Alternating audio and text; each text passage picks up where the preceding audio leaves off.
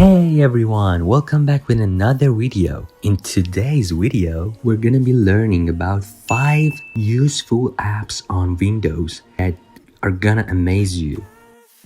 It must have happened to you that when you change or update your Windows, some of the apps disappear.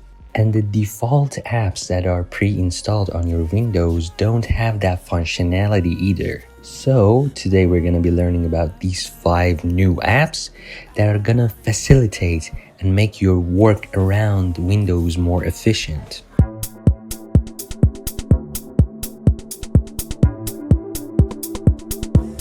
The first one is Google Chrome. It's the most used browser on Windows and other platforms, and everybody uses it. When you install your Windows, you already have 1 or 2 default browsers. On Windows 10 and 11, it's called Microsoft Edge, and on previous and old Windows, it's called Internet Explorer. You can hit the Start menu button and search for Edge or Internet Explorer if you have lower Windows.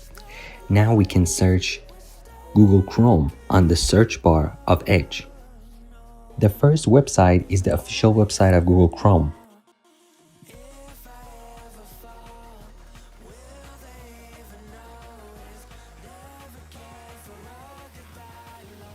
You can see the download link here, and you click on the button and it will pop up and start downloading for you.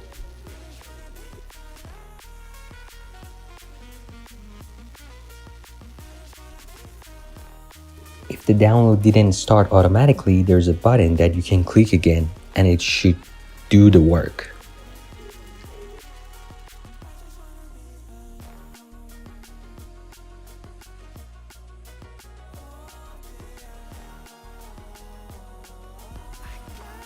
You just click on the exe file and it should install it without any hesitation.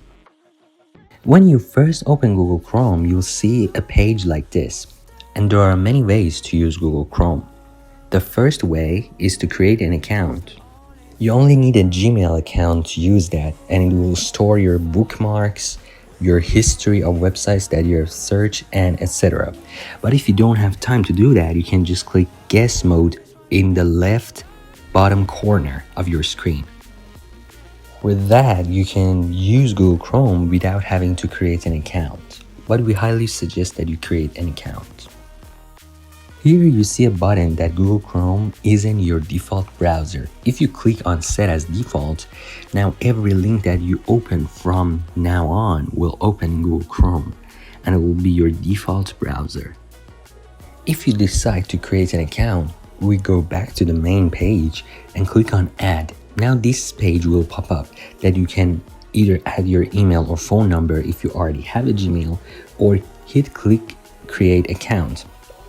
And there you can see 2 buttons pop up for personal use, for work, or my business. The process is very easy. You can just put your first name, last name, your phone number, and email, and it should be fairly easy. The second app that we're going to introduce to you is WinRAR. This app allows you to extract zip files and to put folders into a zip file. In the process of compressing files, it will extract your main file into little smaller files, so it would take less space on your hard device. You can easily download it by searching WinRAR in the search bar, and the first website that pops up is the official website.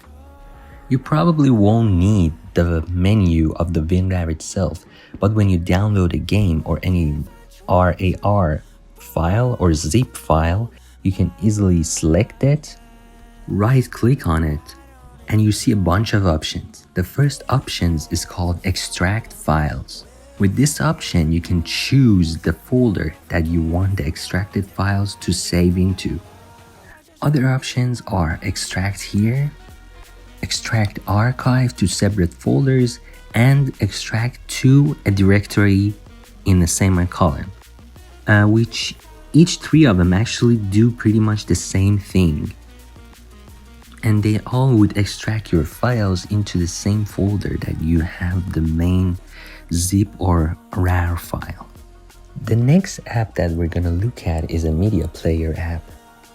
As I said, the main and default apps that install on your Windows, such as the main Windows media player, don't have that utility, and it doesn't support much of the formats for files and media.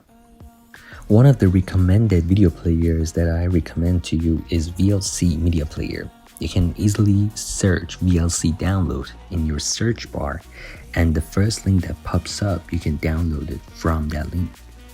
You can wait for your download to start, and if it didn't, just like the other one, you just hit the button that says if download didn't start, click here, and it should work. Now, in order to use this VLC media player as your default media player, follow these steps. In order to change it from the default app, right click on the file that you have with the VLC format and click on Open With. Next, hit Choose Another App. Once you see VLC Media Player, hit the check mark for always use this button to open MKV files. This will open every file with that format using VLC. You can also choose other apps, as you can see in the list here, to be your default media player. So for example, if I hit Windows Media Player and I hit that check button, it will by default open every file using Windows Media Player. But if I do it the same process and change it to VLC Media Player, now VLC would be my default player. This next app will be so useful to you. It's called Internet Download Manager, and it allows you to organize your downloaded files and have a set schedule for downloads. Same process, you search it, you hit the first link, click on the free trial, and the download button should appear. Once you install and open the IDM or Internet Download Manager, you can see a lot of buttons up there.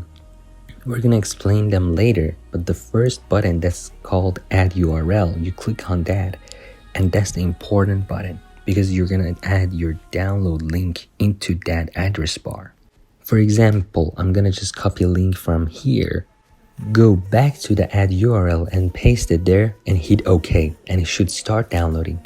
You will get two options. You can start download now or click download later. If you click download later, it would add it to your queue list. Then you can hit resume whenever you want to start download. The other buttons are called delete and delete complete. The difference between delete and delete complete is that delete deletes the file that you select, but if you hit delete complete, it will delete the files that are already fully downloaded from your list, not the files that are still in the process of getting done with downloading. One of the other features that it has is the scheduler. Once you hit the scheduler button, you can give it a schedule to download the files that you want in a specific time and date. For example, you can say start at 10:30 a.m. and stop at 7 p.m. You can set the days of the week that you want to download to be done. And in the very corner, you have this option that says turn off computer with done. What it does is that when your downloads finish, it will shut down your computer completely, and the files will be stored safely on your hard drive. This option is so useful because when you're downloading a high size, like 30-40 gigabyte of data, you can easily shut down your computer because you won't be able to sit there for that long time with this button right here. And it is kind of with sync with that stop download at 7 p.m. or any other time. And the last app that we're gonna introduce to you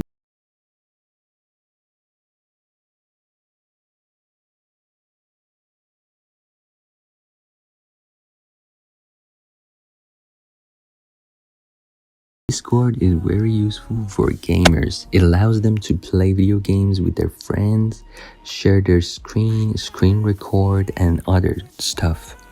It allows your friends to see your screen and experience just as you are experiencing the game. It has multiple servers that allows you to play music with your friends, chat, and other channels that you can create within each server.